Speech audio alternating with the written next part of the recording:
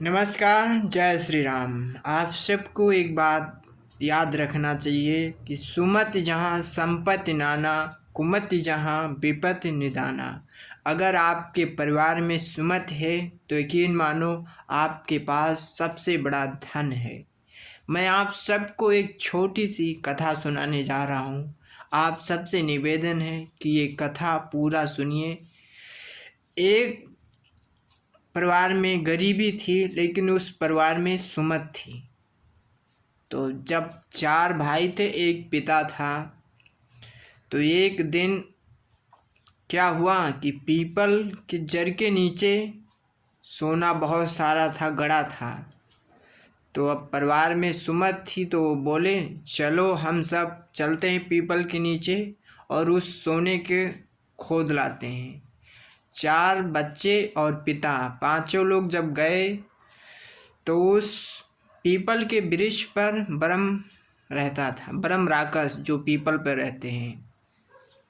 कुछ नहीं, जब वो पांचों लोग पीपल के नीचे पहुँचे तो सफाई करने लगे और एक एक काम एक पिता ने अपने बच्चों से जो जो काम किया, पहले बहारने को कहा, सफाई करने लगा। उसके बाद पिता ने बोला पानी लेके आओ एक बेटे से, एक बेटे से बोला तुम कंडा लेके आओ, एक बेटे से बोला कि तुम आग की व्यवस्था करो। मतलब चारों बेटे से 4 काम कर दिए। उन बेटों ने सब काम कर दिए। तो ब्रह्म राक्षस देखा कि इनके पास कुछ खाने पीने का है नहीं और फिर भी ये बनाने की व्यवस्था कर रहे हैं, कंडा आग जला रहे हैं। तो नीचे आया ब्रह्म राक्षस, उस पेड़ से नीचे आया और उनसे बोला तुम्हारे पास कुछ बनाने की व्यवस्था नहीं और तुम लोग आग जला रहे हो। तो उसके पिता ने बोला कि हम तुम्ही को भूज कर बनाएंगे।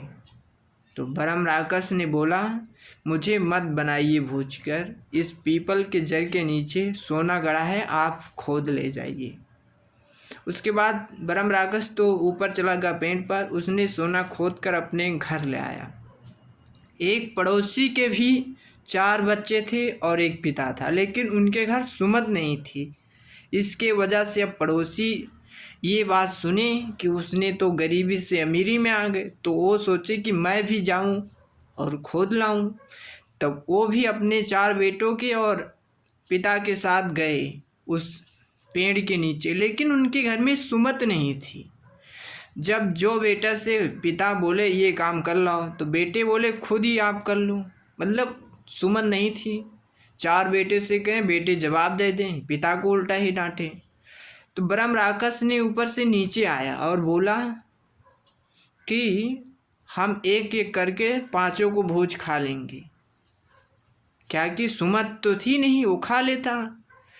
तो उसने ब्रह्म राक्षस ने उत्तर दिया कि वो पांचों में सुमति थी और आपकी पांचों में सुमति नहीं है, इसलिए आप कमज़ोर हो। इसलिए उससे आपको सीख मिलनी चाहिए कि कमज़ोर कोई नहीं, अगर आप सुमति है आपके घर में तो सबसे महान आप हो। जय श्री कृष्णा, जय श्री राम।